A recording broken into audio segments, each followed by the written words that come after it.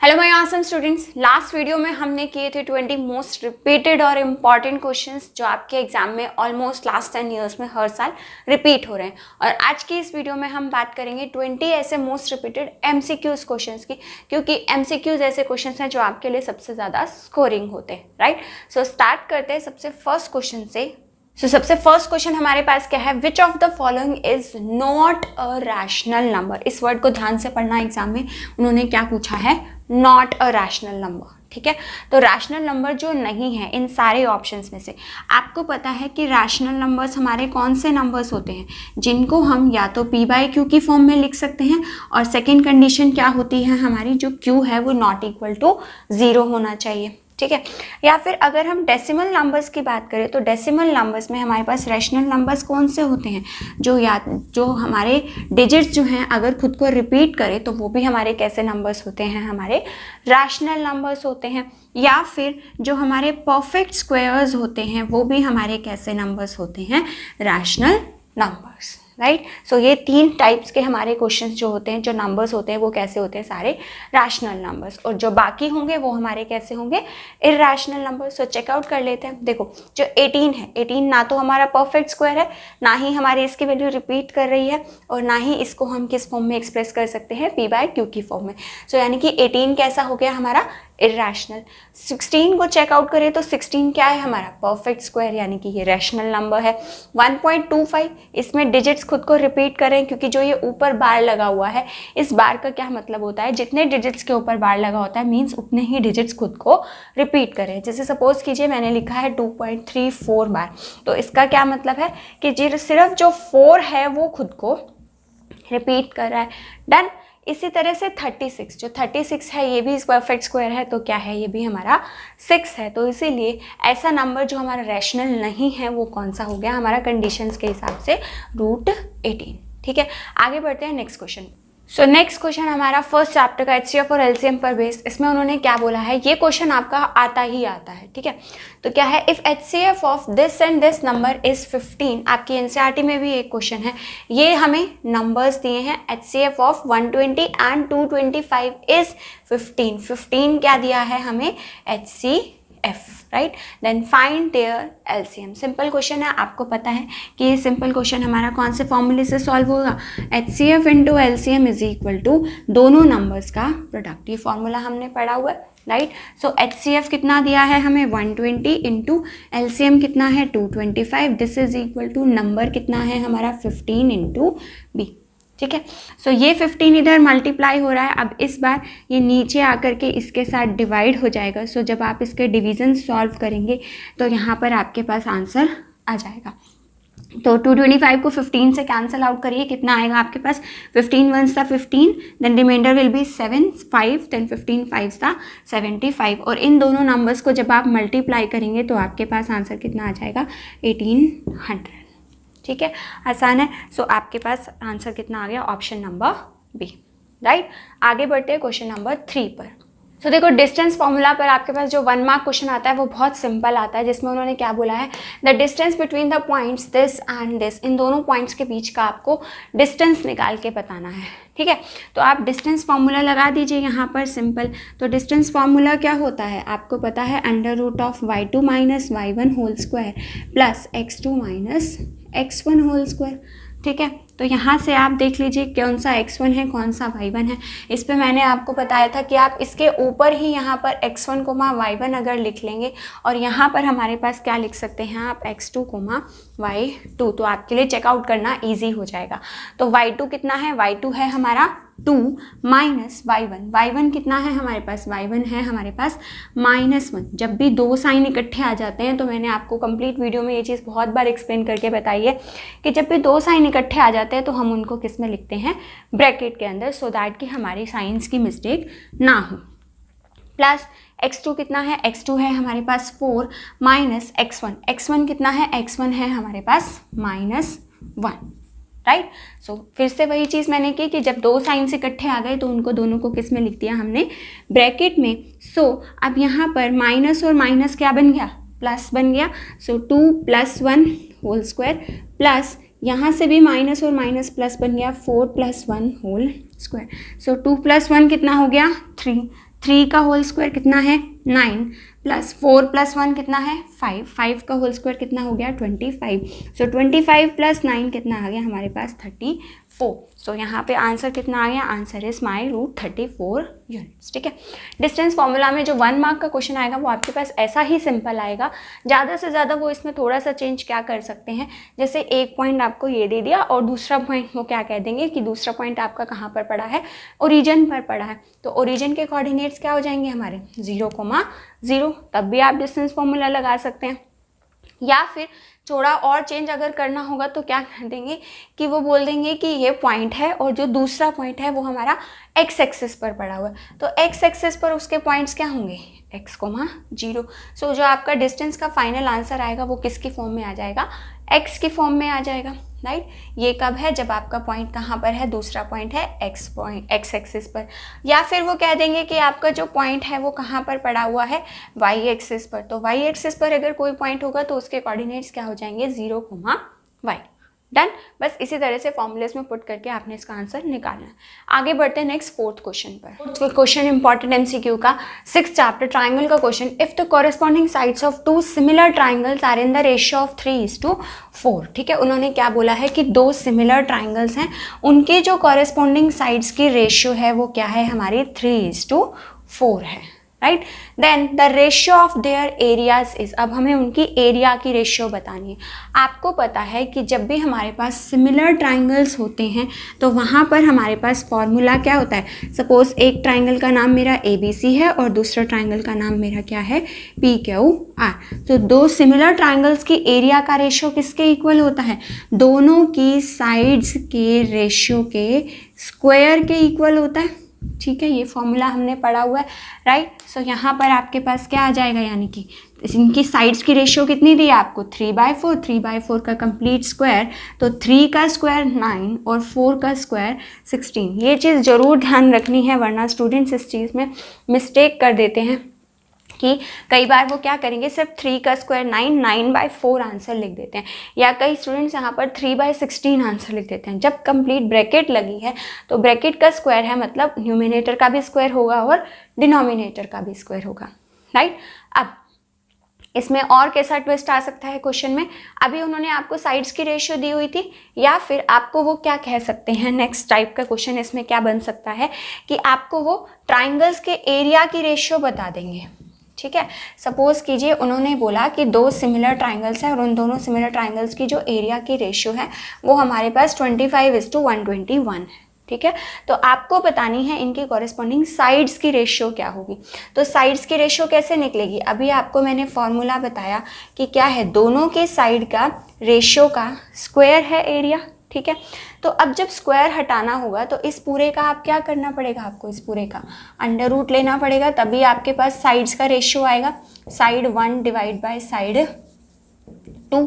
ठीक है, तो इसका अंडर रूट कितना होता है 25 का 5 और 121 का कितना होगा 11। सो ये दोनों ही क्वेश्चंस आपके एग्जाम में रिपीट हो जाते हैं।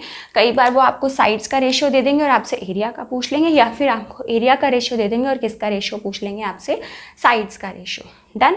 आगे बढ़ते हैं क्वेश्चन नंबर 5 पर। नेक्स्ट 5th क्वेश्चन, उसमें उन्होंने क्या बोला है, area of sector of a circle with the angle theta is. Area of sector of a circle with the angle theta, आपने फॉर्मूलाज पढ़े हुए। ठीक है, आपके चैप्टर नंबर 12 में आपके पास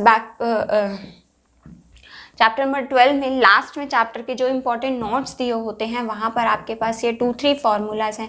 ये फार्मूलाज अच्छे से याद कर लीजिएगा, क्योंकि कई बार इन पे डायरेक्ट फार्मूला आ जाता है और कई बार आपको जो है वो वैल्यूज़ दे देंगे कि रेडियस इतनी है, थीटा इतना है, तो आपको क्या निकालना है, area of sector find out करना है। सिंपल वैल्यूज़ पुट करके आपको उसका आंसर निकालना है। अगर आपने ये चैप्टर नहीं भी किया है तो भी अगर आप सिंपल उसके फॉर्मूलाज याद कर लेंगे तो भी ईजिली आप इस चैप्टर में 1 और 2 मार्क्स स्कोर कर सकते हैं। ठीक है, then so area of sector of a circle का फॉर्मूला क्या होता है, area of sector of a circle हमारे पास फॉर्मूला होता है πr² थीटा बाय 360 डिग्री। ठीक है, तो अब आपको क्या करना है, अब आपको अपना करेक्ट ऑप्शन चेकआउट करना है। देखो यहाँ पर हमारे पास πr थीटा बाय 180 है, यहाँ πr² बाय 180 है, यहाँ πr² बाय 90 है और यहाँ पर क्या है πr² बाय 360 डिग्री। तो सिंपली आपने अगर फॉर्मूला याद किया है तो आपके फ्री का 1 मार्क जो है वो MCQ से स्कोर कर सकते हैं, राइट। आगे बढ़ते हैं नेक्स्ट क्वेश्चन पर। Next question, question number 6, last 3-4 years से ये वाला क्वेश्चन भी, इस टाइप का क्वेश्चन बहुत ज़्यादा रिपीट होने लगा है। क्वेश्चन में क्या है, if the tangents P A and P B from a point P to a circle. देखो आधी स्टेटमेंट पढ़ के भी अगर आप क्वेश्चन करना स्टार्ट कर देंगे ना तो आपको कुछ कुछ हिंट मिलने लग जाएगा। उन्होंने क्या बोला है, एक सर्कल के पॉइंट पी से हमारे पास टेंजेंट्स हैं। आपको पता है टेंजेंट्स कैसी होती हैं, जो सर्कल को एक पॉइंट पर टच करें। तो ये हमने दोनों टेंजेंट्स बना ली जितना उन्होंने बोला है। With the centre O, circle का जो सेंटर है वो कितना क्या है, O, are inclined to each other at an angle of 80 degree। जो टेंजेंट्स हैं, if the tangents PA and PB from a point P to a circle with the center O are inclined to each other at an angle of 80 degree। ये दोनों tangents जो हैं एक दूसरे पर 80 degree के एंगल पर इंक्लाइंड हैं। देन एंगल POA हमें फाइंड आउट करना है। जो हमारे पास ये वाला एंगल है, एंगल POA, ये हमें फाइंड आउट करना है। ठीक है, तो आप ध्यान से देखिएगा हम क्या करेंगे इसके अंदर। आपको पता है कि जो रेडियस होती है, ये OA क्या बन रही है, रेडियस बन रही है। रेडियस टेंजेंट पर कितने डिग्री का एंगल बनाती है, 90 डिग्री का। तो ये वाला एंगल हो गया 90 डिग्री। ऐसे ही जो OB है, OB भी एक रेडियस है, ये भी टेंजेंट पर कितने डिग्री का एंगल बनाएगी, 90 डिग्री का। ठीक है, तो अब अगर आप देखोगे ये वाला एंगल 90, 80, 90 और ये जो कंप्लीट फिगर बन रही है, ये क्या बन रही है, क्वाड्रिलेटरल बन रही है। और क्वाड्रिलेटरल के चारों एंगल्स का सम कितना होता है, 360 डिग्री। तो बस यही काम हम अभी, हमारे पास जो क्वाड्रिलेटरल बन रहा है उसके अंदर हमारे पास ये पूरा एंगल आ रहा है। मतलब कहने का क्या हुआ, 90 डिग्री प्लस 80 डिग्री प्लस जो ये एक और 90 डिग्री है प्लस कंप्लीट एंगल, ये बड़े वाला एंगल। ठीक है, हमें ये छोटा निकालना है, अभी हम बड़े वाला लेकर चल रहे हैं क्योंकि हमारे क्वाड्रिलेटरल में ये पूरा एंगल कवर अप हो रहा है। राइट, सो टोटल करो 90 प्लस 90 कितना हो गया, 180, 180 प्लस 80 हो गया 260। तो x plus 260 is equal to 360। So यहाँ से x की वैल्यू कितनी आ जाएगी, ये 260 माइनस होगा 360 में से, तो x की वैल्यू कितनी आ गई हमारे पास, 100 डिग्री। राइट, अब आपने एक और प्रॉपर्टी पढ़ी हुई है कि जो ये एंगल होता है, जो हमारी यहाँ से जो लाइन आ रही है, ये एंगल को क्या करती है, मिड पॉइंट होती है, मतलब एंगल को 2 इक्वल पार्ट्स में डिवाइड करती है। सो आप क्या कह सकते हैं, दैट एंगल POA, जो ये हमारा छोटे वाला एंगल है POA, ये क्या है, 1/2 of angle x। Angle x का क्या है, ये हाफ है। So that means 1/2 into x की वैल्यू कितनी है, 100। सो आंसर कितना आ गया हमारे पास, 50 डिग्री। सो फाइनल आंसर क्या बन गया आपके पास, 50 डिग्री। ठीक है, ये गलती नहीं करनी है, स्टूडेंट्स यहाँ पर मिस्टेक करते हैं कि इसको फाइनल आंसर मान लेते हैं, जबकि ये क्या है, ये हमारा ये पूरा एंगल है x, हमें ये छोटे वाला एंगल निकालना है, POA एंगल फाइंड आउट करना। ठीक है, डन। आगे बढ़ते हैं क्वेश्चन नंबर 7 पर। तो नेक्स्ट क्वेश्चन नंबर 7, हमारे चैप्टर नंबर 13 का question, surface area of sphere of radius 2.1 centimetre इस। हमें सरफेस एरिया बताना है स्फीयर का जिसकी रेडियस कितनी है, 2.1 सेंटीमीटर। आपको पता है कि स्फीयर के सरफेस एरिया का फॉर्मूला क्या होता है, 4πr²। लगा दो फॉर्मूला, आंसर आ गया 4 इंटू पाई की वैल्यू कितनी है, 22/7 इंटू रेडियस, इसकी पावर 2 है, तो यानी कि रेडियस को हम कितनी बार मल्टीप्लाई करेंगे, 2 टाइम्स मल्टीप्लाई करेंगे। बस इसके बाद आप इसका जब कैंसलेशन करके इसकी वैल्यूज़ को सॉल्व करेंगे, 4 इंटू 22 इंटू इन सभी चीज़ों को जब आप मल्टीप्लाई करेंगे आंसर को, तो आपके पास आंसर कितना आ जाएगा, 88 इंटू 0.63। 4 इंटू 22 को मल्टीप्लाई किया तो 88 आया। सिंपल कैलकुलेशन है, सिंपल मल्टीप्लिकेशन, जब आप इसकी सॉल्व करेंगे तो आंसर आ जाएगा 55.44 सेंटीमीटर स्क्वायर। ठीक है, सो ये रहेगा हमारा फाइनल आंसर। डन। तो इसके भी फॉर्मूलाज आपने चैप्टर नंबर 13 के फॉर्मूलाज भी आपने बहुत अच्छे से याद करने। अगर चैप्टर को स्किप किया है तो भी आप इस चैप्टर से बहुत इजीली 2 और 3 मार्क्स बहुत इजीली स्कोर कर सकते हैं सिर्फ फॉर्मूलाज के बेस पर। ठीक है, आगे बढ़ते क्वेश्चन नंबर 8 पर। सो क्या बोला है इस क्वेश्चन में, क्वेश्चन नंबर 8 में, that a tangent to a circle intersects it in dash point. एक सर्कल की जो टेंजेंट होती है वो सर्कल को कितने पॉइंट पर इंटरसेक्ट करती है। बहुत आसान, आपको अच्छे से पता है कि टेंजेंट की डेफिनेशन आपको पता है क्या होती है। जो टेंजेंट है वो सर्कल को कहाँ कितने पॉइंट्स पर इंटरसेक्ट करती है, सिर्फ और सिर्फ एक पॉइंट पर। अगर एक से ज़्यादा पॉइंट पर इंटरसेक्ट करेगी तो वो हमारी टेंजेंट नहीं रहेगी। ठीक है। देखो इससे और क्या क्या क्वेश्चंस बन जाते हैं जनरली वो पूछ लेते हैं कि टेंजेंट जो है वो सर्कल के इंटीरियर पार्ट में होती है या फिर एक्सटीरियर पार्ट में। तो टेंजेंट कहाँ पर बनती है? सर्कल के एक्सटीरियर पार्ट में, ठीक है। या फिर वो कोड का क्वेश्चन पूछ लेते हैं कि कोड जो है वो सर्कल को कितने पॉइंट्स पर इंटरसेक्ट करती है? 2 पॉइंट्स पर। और कोड कहाँ बनती है? सर्कल के इनर पार्ट में, इंटीरियर पार्ट में, ठीक है। और एक क्वेश्चन और जो रिपीटेड मैंने देखा एक क्वेश्चन और जो आपका रिपीट हो रहा है बार बार, वो बोलते हैं कि कितनी टेंजेंट्स हो सकती हैं सर्कल की जो आपस में क्या हो? पैरेलल हो। एक सर्कल पर आप कितनी टेंजेंट्स बना सकते हैं जो एक दूसरे के आपस में पैरेलल हो? सिर्फ और सिर्फ हम ऐसी 2 टेंजेंट्स बना सकते हैं जो सर्कल पर आपस में क्या होती हैं? पैरेलल होती हैं, ठीक है। क्योंकि देखो अगर मैं कोई भी और टेंजेंट बनाऊंगी, जैसे ऐसे बनाई तो ये पैरेलल नहीं है, ठीक। अगर मैं इसके अंदर बनाऊंगी तो वो मेरी टेंजेंट नहीं रहेगी, कोड बन जाएगी। इससे बाहर बनाऊंगी तो भी वो टेंजेंट नहीं रहेगी। तो बेसिकली कहने का मतलब क्या है कि एक सर्कल पर सिर्फ 2 ऐसी टेंजेंट्स बनाई जा सकती हैं जो आपस में क्या हों? पैरेलल हों, राइट। आगे बढ़ते हैं क्वेश्चन नंबर 9 पर। सो नेक्स्ट बढ़ते हैं क्वेश्चन नंबर 9 पर। देखो ट्रिगोनोमेट्री का 1 मार्क का कितना अच्छा और सिंपल क्वेश्चन आया हुआ है आपके एग्जाम में। 6 second square A minus 6 tan square ए। तो यहाँ से आपको क्या दिख रहा है कि आप दोनों में से 6 कॉमन निकाल सकते हैं।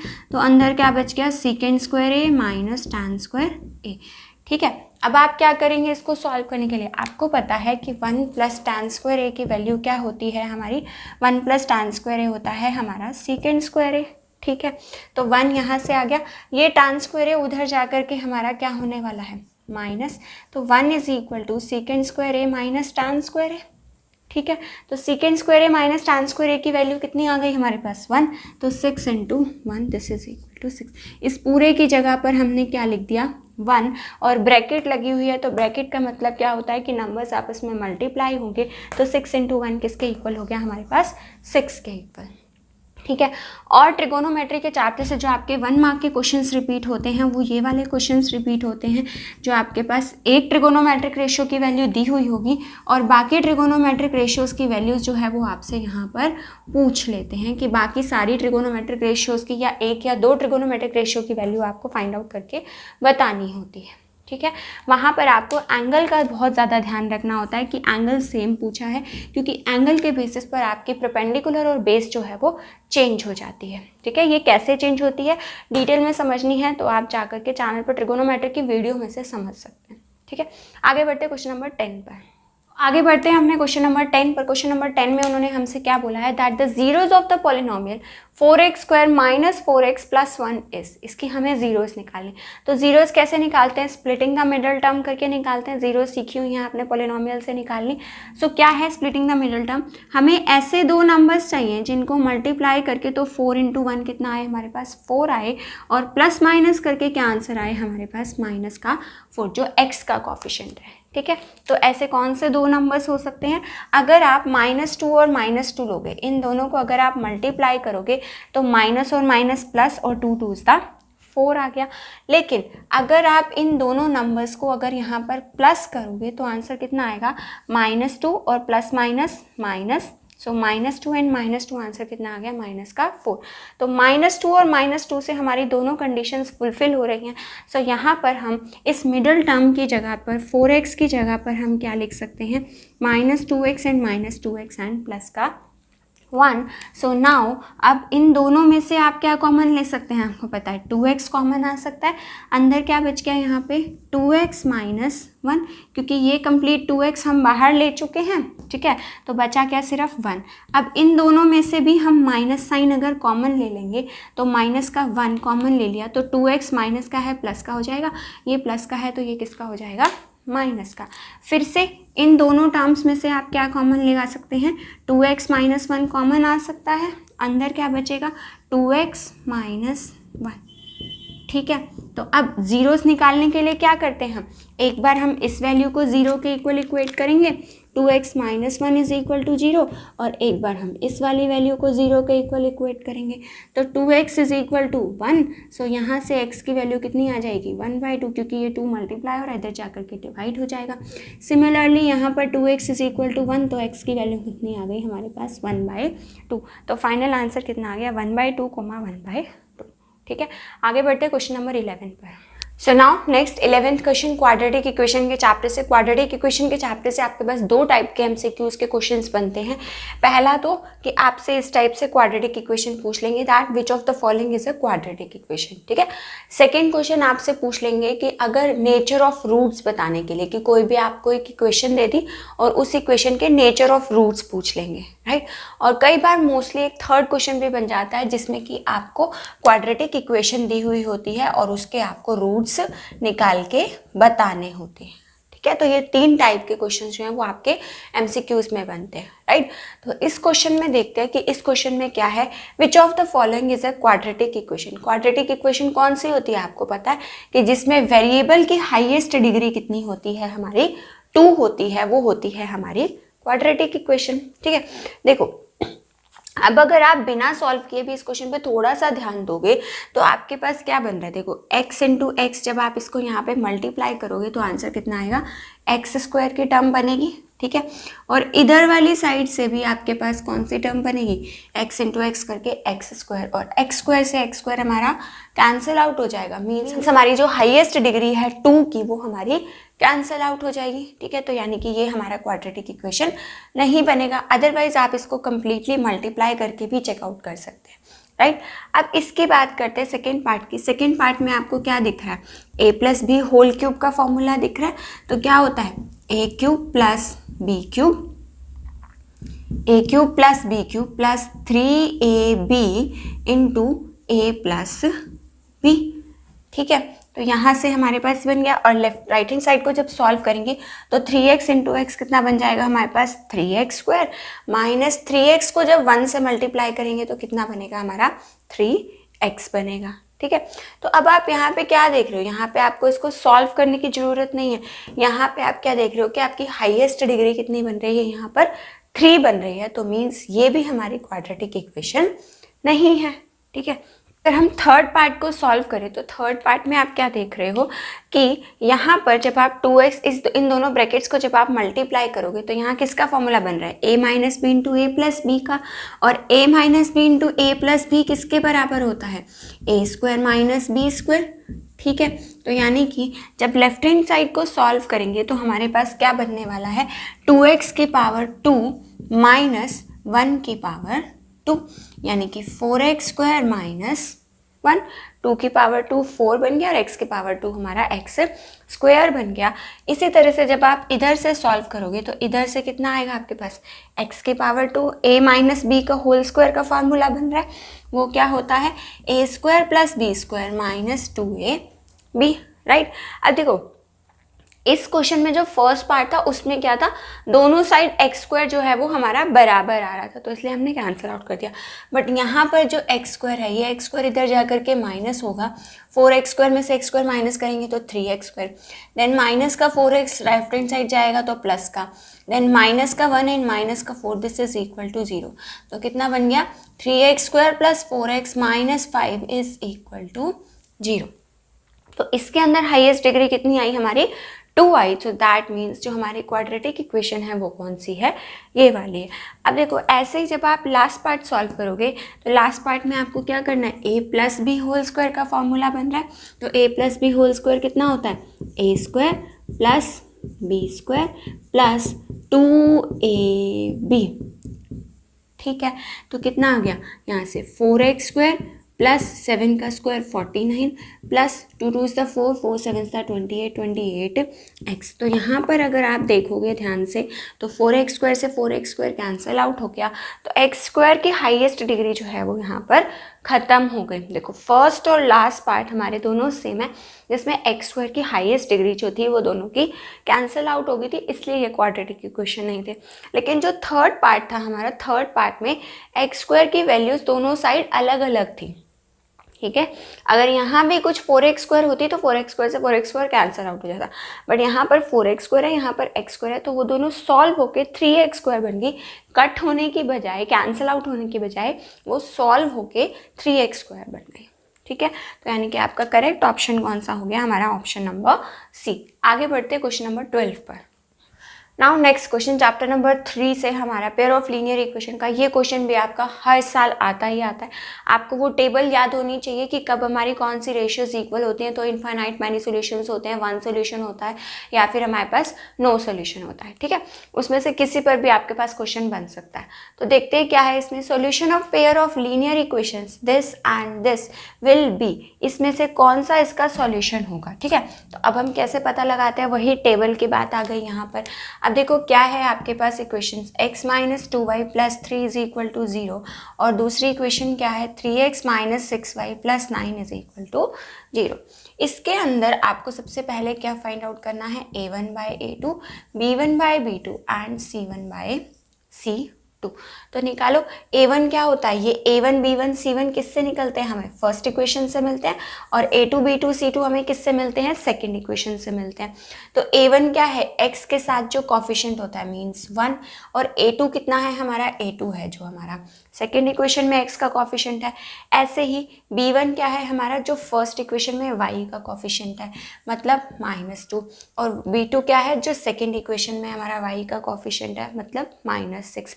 देन c1 कितना है हमारा 3 और c2 कितना है हमारा 9। जो हमारी कांस्टेंट वैल्यू होती है वो क्या होती है, c1 by c2, right. So minus से माइनस कैंसिल, 2 1s 2, इसी के बाद हम इसको करते हैं कैंसिल आउट, 1/3 1/3 एंड 1/3, ठीक है। तो तीनों वैल्यूज इक्वल आई हैं क्योंकि हमारी a1 by a2 is equal to b1 by b2 is equal to c1 by c2 आया है। सो दैट मीन्स हमारे इस क्वेश्चन के कितने सॉल्यूशंस होंगे, इनफाइनाइटली मैनी सॉल्यूशन, ठीक है। आगे बढ़ते क्वेश्चन नंबर 13 पर। Now fifth chapter AP. अब एपी में से एमसीक्यूज के क्वेश्चंस कौन कौन से बनते हैं, देखो जिस तरह से आपसे ये 11 टर्म पूछी है निकालने के लिए, या तो आपसे 11 टर्म पूछ देंगे निकालनी। सेकंड टाइप का क्वेश्चन आपको जो है, जैसे अभी हमने क्वाड्रेटिक इक्वेशन का किया क्वेश्चन, वैसे ही आपसे एपी में भी पूछ सकते हैं। आपको 4 इक्वेशंस दे देंगे और पूछेंगे कि that which of the following is a AP और नॉट, ठीक है, सेकेंड टाइप क्वेश्चन की। थर्ड टाइप क्वेश्चन की आपको इस तरह से दे देंगे, आपसे पूछेंगे इसका कॉमन डिफरेंस निकाल के बता दो, ठीक है। फोर्थ आपको इस तरह से एपी दे करके आपसे पूछेंगे कि हमारे पास एपी में सम बता दो 11 टर्म्स का, ठीक है। तो वहाँ पे आप सम का फॉर्मूला लगा लेंगे। तो ये 4 टाइप के क्वेश्चंस आपके एपी में आते हैं, राइट। सो अब अगर हमको 11 टर्म निकालनी है तो 11 टर्म निकालने का आपको पता है फॉर्मूला क्या होता है, ए एन क्या होता है, a plus n minus 1 into D, और n की वैल्यू कितनी दी हुई है आपको 11। a कितना है हमारे पास, a आपको पता है जो हमारी फर्स्ट टर्म होती है वो होती है हमारी a। Then 11 minus 1 into d, d कितना है हमारे पास, डी कितना होता है a2 माइनस a1। तो आपको कितना दिख रहा है यहाँ पे, 7 माइनस 3 कितना हो गया हमारे पास 4। तो 3 प्लस 11 माइनस 1 इज 10, 10 इंटू 4, तो आंसर कितना आ गया 3 plus 40 which is equal to 43, ठीक है। इसी टाइप के आते हैं, आसान ही आते हैं एमसीक्यूज, मुश्किल नहीं आते, राइट। आगे बढ़ते हैं नेक्स्ट क्वेश्चन, क्वेश्चन नंबर 14 पर। नंबर 14 के देखो इंपॉर्टेंट पॉइंट इसके अंदर क्या है, third and the ninth term of the AP are 4 and -8। मतलब आपको क्या दिया हुआ है, थर्ड टर्म दी हुई है, कैसे लिखते हैं टर्म्स को, a3, नाइन्थ टर्म दी हुई है तो उसको क्या लिखते हैं हम a9। तो थर्ड टर्म कितनी है एपी की 4, और नाइन्थ टर्म कितनी है एपी की हमारी पास -8, ठीक है। थर्ड टर्म को हम क्या लिख सकते हैं, a प्लस 2d लिख सकते हैं आपने फॉर्मूला से, nth टर्म के फॉर्मूला से, और नाइन्थ टर्म को क्या लिख सकते हैं, a प्लस 8d। क्या होता है, nth टर्म का फॉर्मूला होता है a plus n minus 1 into D. मतलब अगर हम कोई भी nth टर्म निकाल रहे हैं, अगर हम थर्ड टर्म निकाल रहे हैं तो यहाँ पे क्या पुट होगा, a plus 3 minus 1 into D, मतलब a प्लस 2d, ठीक है। अब आपको फाइंड आउट क्या करना है, find its sixth term. Sixth term निकालनी है तो मतलब आपके पास क्या बनेगा, a प्लस, क्योंकि n की वैल्यू 6 है तो n माइनस 1 कितना बनेगा 5, a प्लस 5d। तो आपको क्या चाहिए, a और d की वैल्यू चाहिए, ठीक है। तो a और d की वैल्यू आप इन दोनों इक्वेशंस को सॉल्व करके निकाल सकते हैं। मतलब सॉल्व करेंगे, जैसे ये अगर माइनस करेंगे दोनों इक्वेशंस को, जो वैल्यू माइनस की है वो प्लस की, जो प्लस की है वो माइनस की हो जाएगी, ठीक है। अब a से a मेरा कैंसिल आउट हो गया, देन 4 प्लस 8 कितना बन गया हमारे पास 12, दिस इज इक्वल टू, यहाँ से माइनस का साइन है यहाँ पर प्लस का, तो 8 माइनस 2 कितना आ गया हमारे पास 6। तो यहाँ पे कितनी वैल्यू बन गई, -12 divide by 6 is equal to d। तो d की वैल्यू कितनी आ गई हमारी -2, ठीक है। अगर d की वैल्यू -2 आ गई है तो ऊपर वाली इक्वेशन में आप पुट कर देंगे d की value -2 is equal to 4, so a 2 2 the 4, a -4 is equal to 4, तो a इज इक्वल टू 4 इधर जा कर के प्लस हो जाएगा, तो 4 + 4 इज इक्वल टू 8 बन गया। ठीक है, तो यहाँ पे क्या आ गया, a की जगह पे 8 + 5 इंटू डी की जगह पे क्या बन जाएगा हमारे पास, d की जगह पे बन जाएगा -2, so this is equal to 8 + -8 -10, so answer कितना आ गया हमारे पास -2। तो आपको करेक्ट ऑप्शन क्या आ गया, -2। MCQs के क्वेश्चन में अगर आप एग्जाम में सिर्फ आंसर भी लिखाएंगे ऑप्शन नंबर, तो भी आपको कंप्लीट करेक्ट मार्क मिलने वाले हैं। ठीक है, आगे बढ़ते हैं क्वेश्चन नंबर 15 पर। तो नेक्स्ट क्वेश्चन नंबर 15 में हमारे पास क्या बोला उन्होंने, in the figure DE is parallel to BC, DE जो है वो BC के पैरेलल है, then find the length of EC, हमें इस EC की लेंथ बतानी है। ठीक है, तो आपने थ्योरम में पढ़ा हुआ है कि जब भी दो लाइंस आपस में पैरेलल होती हैं और वो बाकी दोनों साइड्स को दो पॉइंट्स पे इंटरसेक्ट करती हैं, तो इनकी साइड्स की जो रेशियो है वो क्या होती है, हमारी इक्वल होती है। मतलब कि AD/DB is equal to AE/EC, जो ये वाली रेशियो है AD डिवाइड बाय DB, ये किसके इक्वल होगी हमारी, ये इक्वल होगी AE/EC के इक्वल। ठीक है, तो पुट करो, AD कितना है, AD है हमारा 1.5, DB कितना है हमारा 3, this is equal to AE कितना है, AE है हमारा 2 और EC हमें फाइंड आउट करना है। राइट, अब यहाँ से जब डेसिमल हटाएंगे तो डिनोमिनेटर में एक 0 ऐड होना जाएगी, तो 15 2s द 20, सो यहाँ से क्या आ गया, 1/2 is equal to 2 divided by क्या फाइंड आउट करना है हमने, EC, सो क्रॉस मल्टीप्लाई करेंगे, so EC is equal to कितना आ गया हमारे पास, 2 2s द 4 सेंटीमीटर। ठीक है, डन। बहुत इंपॉर्टेंट क्वेश्चन है, हर साल ये क्वेश्चन फिक्स है कि आपका आना ही आना है। राइट, अब देखो इसमें वो थोड़ा सा ट्विस्ट क्या कर देते हैं इस क्वेश्चन में कई बार, जैसे अभी तो यहाँ पर सिर्फ EC पूछी है। ठीक है, कई बार वो आपसे यहाँ से पूरा AC भी बोल देते हैं निकालने के लिए, तो अगर कंप्लीट AC पूछा होता तो कंप्लीट AC कितना आता, 2 + 4 इज इक्वल टू 6 सेंटीमीटर, ये वाला 2 + 4, तो आंसर कितना आता है 6 सेंटीमीटर। तो स्टेटमेंट थोड़ी सी ध्यान से पढ़ लेना कि उन्होंने पार्ट पूछा है या फिर उन्होंने कंप्लीट लाइन पूछी। ठीक है, आगे बढ़ते हैं क्वेश्चन नंबर 16 पर। 16 इसके अंदर उन्होंने क्या बोला है, the coordinates of the point which divides the line segment joining the point. देखो एक लाइन सेगमेंट है, ठीक है, इसके कोऑर्डिनेट्स क्या है 4, -3 और इसके कोऑर्डिनेट्स क्या हैं हमारे पास 8, 5। हमें किसके कोऑर्डिनेट बताने हैं, उस पॉइंट के कोऑर्डिनेट बताने हैं विच divides the line segment joining the points in the ratio of 3:1। 3:1 की रेशियो में जो इसको डिवाइड कर रहा है लाइन सेगमेंट को, हमें उसके कोऑर्डिनेट्स बताने। बहुत आसान है, आप कैसे निकाल सकते हो, सेक्शन फार्मूला लगा के। तो लगा दो सेक्शन फार्मूला। सेक्शन फार्मूला हमारे पास कैसे क्या होता है, section formula m1 × x2 + m2 × x1 divided by m1 + m2। यहाँ से हमारे पास किसके कोऑर्डिनेट्स आ जाएंगे, x के कोऑर्डिनेट्स। पुट करो वैल्यूज़, m1 की वैल्यू कितनी है हमारी, m1 है हमारा 3 इंटू x2 कितना है हमारा, x2 है हमारा 8 प्लस m2 है हमारा ये 1 और x1 कितना है 4 डिवाइडेड बाय m1 + m2। अब इसमें मैंने आपको क्या ट्रिक बताई हुई है कि स्टूडेंट्स यहाँ पर x1 y1 सेलेक्ट करने में कंफ्यूज होते हैं, तो इसके ऊपर आप यहाँ पर x1 y1 लिख दो और इसके नीचे आप यहाँ पर क्या लिख दो, x2 y2।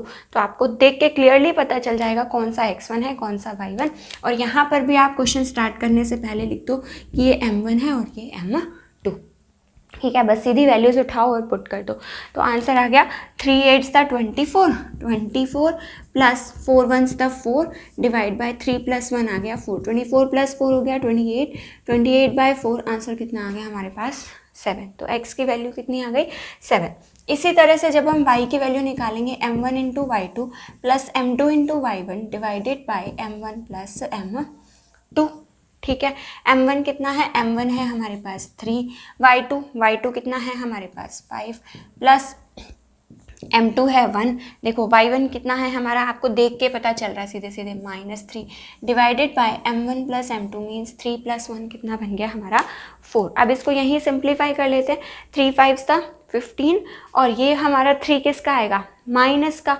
तो 15 माइनस 3 कितना बन गया हमारे पास 12, डिवाइड बाय 3 + 1 कितना हो गया 4, तो आंसर कितना आ गया 3।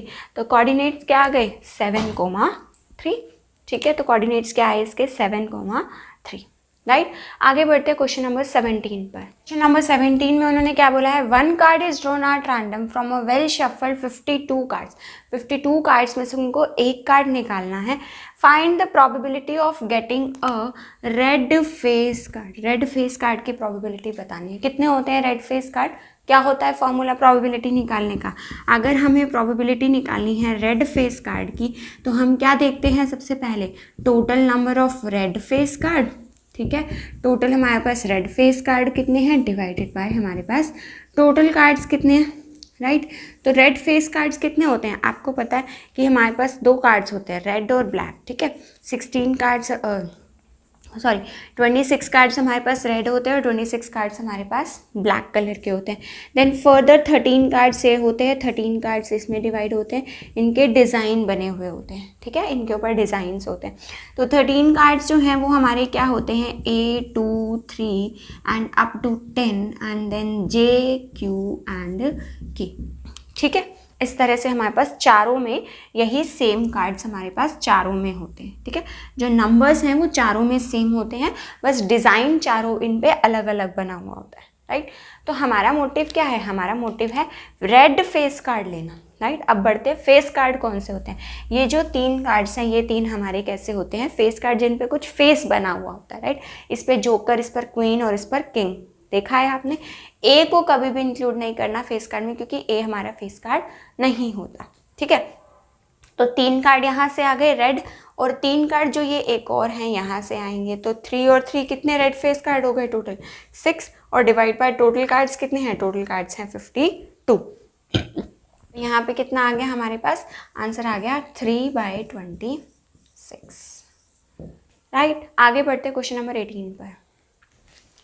So next question, question number 18. The mean and median of a certain distribution are 21 and 22. आपको mean बताया हुआ है और आपको इन्होंने median बताया हुआ है। ठीक है, then find the value of the mode. Mode की वैल्यू हमें फाइंड आउट करनी है। देखो, आपने मीन, मीडियन और मोड के सारे फॉर्मूलेज याद कर लिए होंगे, बट इस फॉर्मूले को स्किप नहीं करना है, क्योंकि इस फॉर्मूले पर बेस्ड भी आपके पास इस टाइप से क्वेश्चन 1 या 2 मार्क में बन के आ सकता है। एनसीईआरटी बुक में आपकी गिवन है। राइट, तो सिंपल आपको क्या करना है, वैल्यूज पुट करनी है। मीडियन कितना दिया है 22, this is equal to mode plus 2 into mean. Mean की वैल्यू कितनी है आपके पास 21। देखो कितना सिंपल है, अगर आपको फॉर्मूला पता है तो 3 इंटू 22 कितना हो गया 66 is equal to mode plus 2 into 21 कितना है हमारे पास 42। इस तरफ जाकर के ये क्या हो जाएगा हमारे पास minus, this is equal to mod. तो आंसर कितना आ गया हमारे पास 24 इज इक्वल टू। ठीक है, क्योंकि अगर इस चैप्टर से आपके पास 1 मार्क का क्वेश्चन बनेगा तो आपका इसी क्वेश्चन पर बन सकता है, क्योंकि बाकी सारे क्वेश्चन जो हैं वो आपके बहुत बड़े बड़े होते हैं। राइट, सो 1 मार्क क्वेश्चन के लिए आपको ये वाला फॉर्मूला बहुत अच्छे से याद कर लेना। ठीक है, बस कुछ भी नहीं है, सिंपल वैल्यूज पुट करी है मैंने। मीडियन की वैल्यू 22 और मीन की वैल्यू 21। ठीक है, आगे बढ़ते क्वेश्चन नंबर 19 पर। If R be the radius of the sphere, then its surface area is given by। देखो सरफेस एरिया एंड वॉल्यूम के चैप्टर से आपको सारे फॉर्मूलाज अच्छे से याद होने चाहिए, क्योंकि अगर आपने वो चैप्टर स्किप भी किया है, आप नहीं भी कर रहे हैं उस चैप्टर को, तो भी आप उस चैप्टर से बहुत इजीली 1 मार्क का MCQ सॉल्व कर सकते हैं और 2 मार्क्स का भी एक क्वेश्चन सॉल्व कर सकते हैं, अगर आपको फॉर्मूलाज टिप्स पर याद है तो। ठीक है, तो देखो सिंपल फॉर्मूला पूछा है उन्होंने, R is the radius of the sphere, then its surface area is given by. Surface area क्या होता है हमारे पास स्फीयर का 4πr²। कुछ सॉल्व नहीं करना, कुछ दिमाग नहीं लगाना, बस सीधा फॉर्मूले पर टिक करना। ठीक है, आगे बढ़ते क्वेश्चन नंबर 20 पर। Next question number 20, if surface area of 2 spheres are in the ratio of 16:9, then find the ratio of the volume of the sphere. जैसा कि मैंने आपको अभी बताया कि सिर्फ फॉर्मूलाज याद करने से आप इसके बहुत क्वेश्चंस बहुत आसानी से निकाल सकते हैं। वही कॉन्सेप्ट यहाँ पर फिर से है। किसकी बात की है उन्होंने, दोनों स्फीयर्स के सरफेस एरिया की। ठीक है, पहले का सरफेस एरिया डिवाइड बाय हमारे पास दूसरे का सरफेस एरिया। इन दोनों के रेशियो कितनी दी है आपको 16:9। 9। अब सरफेस एरिया का फार्मूला क्या होता है, आपने अभी हमने पिछले क्वेश्चन में किया 4πr² और यहाँ से भी कितना आ गया हमारे पास 4πr²। 4π से 4π कैंसल आउट हो गया। अब आपको क्या दिख रहा है यहाँ पर, r1/r2 का कंप्लीट का होल स्क्वायर लिख सकते हैं इसको हम यहाँ से, ठीक है। तो अगर ये स्क्वायर है तो इसकी r1/r2 अगर मुझे निकालनी हो तो मैं कैसे निकाल सकती हूँ, यहाँ से रूट लेके √16/√9 इज इक्वल टू r1/r2, ठीक है। तो r इसका रूट कितना आ गया 4 और इसका रूट कितना बन गया हमारे पास 3। तो ये आ गया हमारे पास किसका रेशियो, रेडियस का रेशियो आ गया। उन्होंने हमसे किसका रेशियो पूछा है, वॉल्यूम का। तो वॉल्यूम ऑफ स्फीयर का भी आपको फॉर्मूला पता होना चाहिए, दोनों के वॉल्यूम्स क्या होते हैं। इसका है 4/3πr³ डिवाइडेड बाय 4/3πr2 का होल क्यूब। 4/3π से 4/3π कैंसिल आउट हो गया, ठीक है। अब यहाँ पर जो पावर 3 है, जैसे यहाँ पर हमने पावर को कंबाइन करके लिख दिया था, वैसे ही यहाँ पे भी हम पावर को कंबाइन करके लिख सकते हैं r1/r2 की पावर 3, ठीक है। पुट कर दो, आंसर आ गया। r1/r2 कितना है आपके पास, r1/r2 हमने निकाला है 4/3, 4/3 की पावर 3, तो आंसर कितना आ गया 4 की पावर 3 कितना होता है हमारे पास 64, डिवाइड बाय 3 की पावर 3 कितना होता है हमारे पास 27। तो आंसर आ गया 64:27, ठीक है। तो ये थे हमारे 20 मोस्ट इंपॉर्टेंट एमसीक्यूज। इसके साथ साथ मैंने आपको और इम्पॉर्टेंट एमसीक्यूज भी बता दिए कि इनके अलावा भी आपके पास कौन से टाइप के एमसीक्यूज क्वेश्चंस आपके पास बन सकते हैं, जो मोस्ट रिपीटेड क्वेश्चंस हैं, ठीक है। सो इस वीडियो में इतना ही, and if you find my this video useful for you then please do like and share my video and please do subscribe to the channel if you are new to the channel.